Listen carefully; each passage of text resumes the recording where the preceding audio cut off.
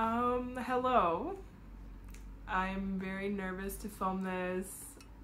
It's been a while since I have filmed myself or like done anything on camera. I think, I don't know if people have noticed, but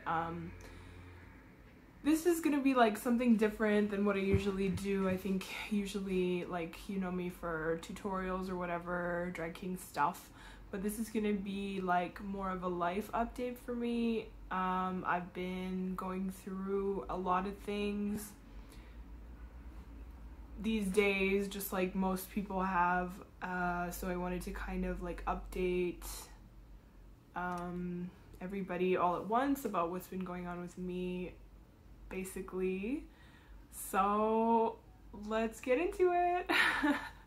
So I have been for the last few months not performing like most people.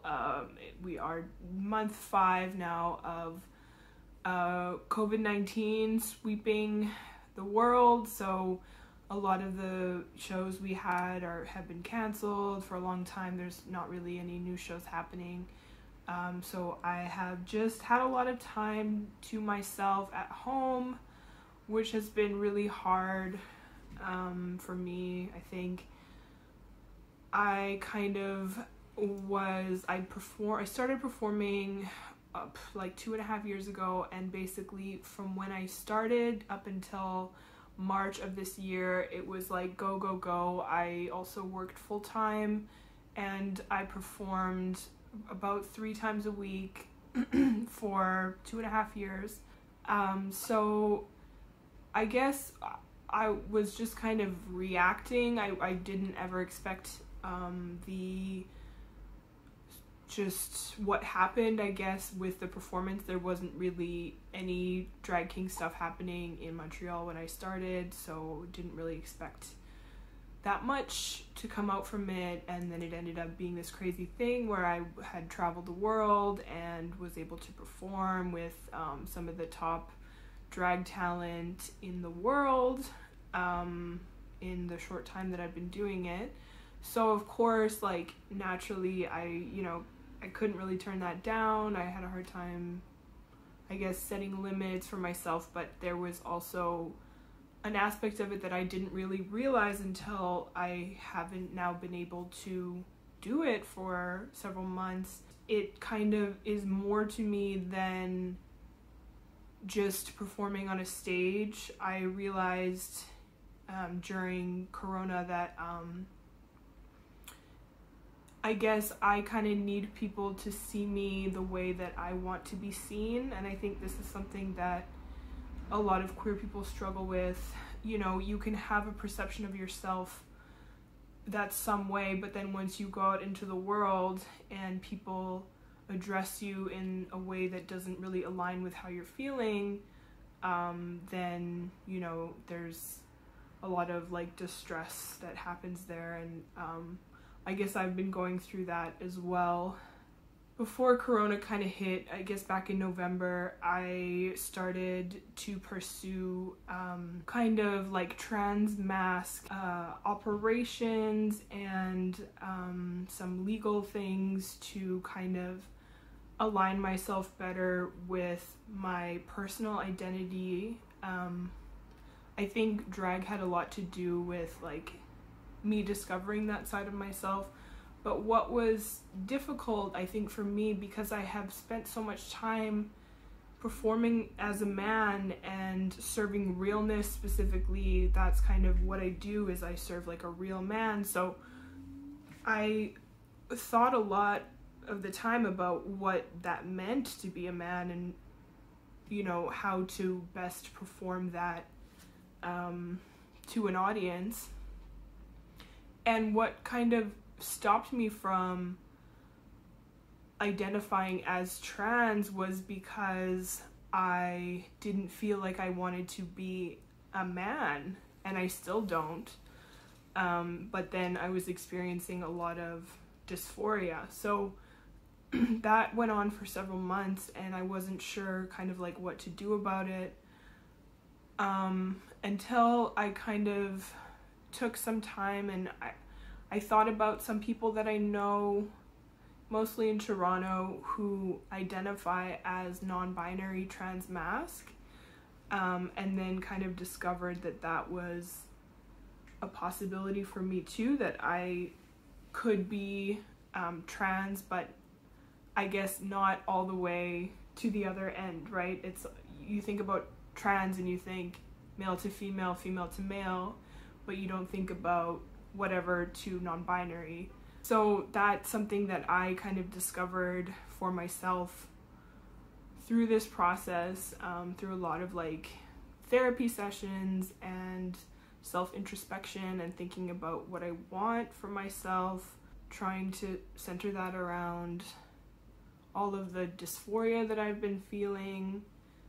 Now that I don't get my kind of, the fact that I have been celebrated for my masculinity doing drag, it was something that had never happened to me before growing up. I was punished for it for the better part of my life, so it is really difficult to understand like that you can be celebrated for something that you have been really like bullied for so long. It's really kind of like hard to wrap your head around. Basically, now I will be, I had started the process of a medical transition back in November. I met with a doctor and I decided that I wanted to get top surgery because I have a lot of dysphoria around my chest, and if you've known me for a really long time, you know that I've always worn like baggy t-shirts. I would never show cleavage. It's not something that I ever felt comfortable with. I always try to like, even with my posture, I feel like I'm very, you know, like hunched over, often like arms crossed as I'm doing now around my chest. Baggy t-shirts, like I said, never really wore like female feminine clothing. I kind of knew that I didn't want to get a full mastectomy, which is where you remove the nipple, you cut along the bottom of the breast, and you have a big scar all the way across. So I was like basically at the point where I could have gotten it, where I was speaking to surgeons, and I decided that that wasn't something that I wanted for myself. So I looked into getting a breast reduction instead, which they actually like leave the nipple attached, and it's not a full mastectomy. It's not everything is cut off. It's basically just that you go down a couple cup sizes. So I got a call on Friday of last week that I'm able to get that done at the end of September, so it's going to be in a month from now. I kind of started that process maybe about a month ago, so it went by really quickly, and it's also something that fortunately in Montreal we get to do for free. There is coverage for that procedure, so I don't have to pay for it, which is unbelievable, amazing, so thankful for that. And I don't know, it's just really strange because COVID like set me back so long. I remember in March when everything shut down, just knowing that everything was gonna be delayed, and I had already waited so long, November, December, January, February, March. I waited 4 or 5 months, and then knew kind of when everything was shutting down that obviously, you know, my like transition would have to be put on pause, which was so difficult. And it was so hard, you know, being stuck as myself at home, just kind of where I was. I felt so stuck and so sad. And now that everything's happening very, very quickly, I feel like it's kind of almost surreal. Another thing that I had started pursuing back in November was hormone replacement therapy, HRT. I decided that I wanted to start taking testosterone injections. It's something that you can't really, the physical effects manifest themselves differently in different people, and there are certain effects of it that I want for myself, and there are certain effects that I don't want for myself. That was also something that had to be put on pause during lockdown. Obviously, you know, there was nothing of that sort happening. So I'm really lucky that kind of as soon as things opened up, I was able to get an appointment at La Licorne, which is a clinic not far from my house in the village that does hormone therapy. So I started on that. It's been probably about a month and a half now at this point that I've been taking low dosage of testosterone. Once a week I give myself an injection, and so far I haven't really noticed a ton of effects at all, besides like some acne, which is like not great so far, but I know, like, you know, it can usually take a little while for the changes to show themselves. So that's something that I'm excited now to try out and see kind of how it goes, and it's something that you can always stop doing, you know, at any point, but there are certain physical effects that will change forever, and there's some that will go back. So I'm just kind of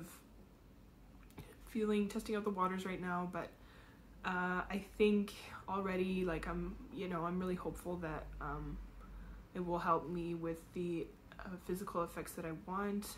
I kind of want like a lower voice. I just want anything that identifies me as female to be not here anymore. And I think that it's again, not that I want to be an unclockable man. I don't want to get like monsieur, he, him all the time. My goal is kind of to be like more androgynous. I know I'm already pretty androgynous, and I get a lot of, you know, pre-everything, got a lot of like monsieur, madame. People are not sure. French is a very gendered language, so a lot of times people don't know what gender to assign me already. So I kind of want it to be more difficult for them to understand whether to call me monsieur, madame, you know. There's not really like language here for genderless in French, so that's something that has been difficult. I think they're starting to invent new words, I think, to identify somebody as non-binary, but they haven't really been integrated into the lexicon just yet. I don't think it's shocking to anybody. It's not really like a huge update, because I've been pretty open about being non-binary for a while and use they them pronouns, and that hasn't really changed. Those are my pronouns. I am going by Charlie pretty much all the time to the people that I feel safe around. I feel like it's a pretty like genderless name, and it's kind of why I chose it in the first place for my drag character. It was because I did want to play with gender, and I still do, so I wanted something that again would be not clockable to be assigned to like any male or female gender. So just call me Charlie. Like, thank you to the people that have already been doing that. And I know like I haven't really been going by my legal name. It's been probably 10 years since I've gone by my legal name. I think if anybody, you know, most people don't know what my legal name is. It gives me a lot of dysphoria. I'm kind of considering the pros and cons of changing my name legally. There's a lot of like, you know, paperwork and stuff involved in that. So that's what I'm doing right now, and that's what I've been doing over the past couple of months. It's mostly been just difficult to explain this concept to like boomers who think that I don't know, who don't really, or people who don't really have to like think about this kind of stuff, who aren't exposed to it on a regular basis. I think young people are aware of the fact that some people don't want to be male or female.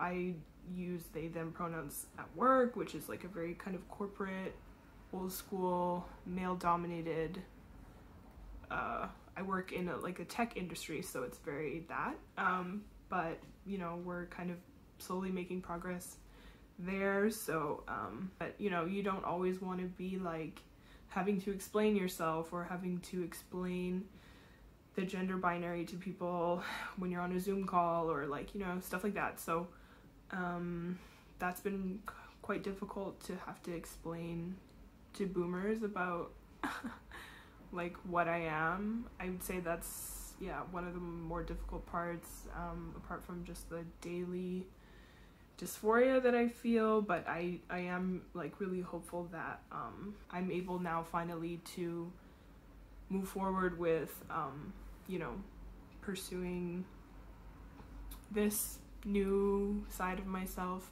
now that lockdown is kind of eased up and we're able to go to the doctor again, and like, you know, I'm able to get a surgery, which I'm really, it's my first surgery, so I'm like, you know, nervous about it, but I'm also excited. And apparently there's like no scars, so really excited about that. Yeah, I don't know, I guess that's kind of like my life update. It's been a really crazy journey. It's been a lot of like downs, and I guess I just feel like now I'm at a place where I feel okay with like letting people know about it. I know people, you know, ask me a lot of the time like what my pronouns are or what you know, how I identify. So I kind of wanted to like make a video just to explain myself a little bit, and if anybody's like feeling the type of way that that I felt, that I kind of described, that you are interested in pursuing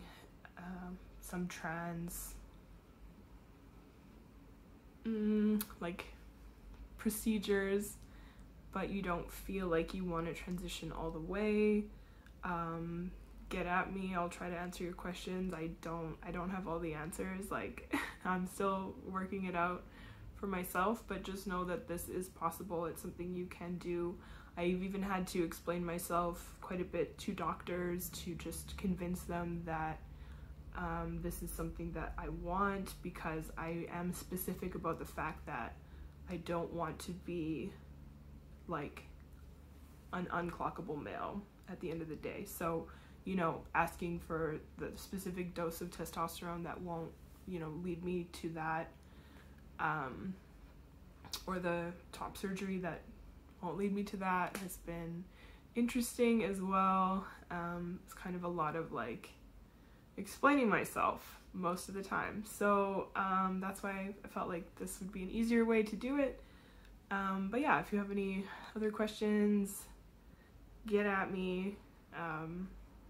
Thanks to everybody who's been like supporting me through this. And if you don't like it, it's not your life, so move on with your life. It's not your business.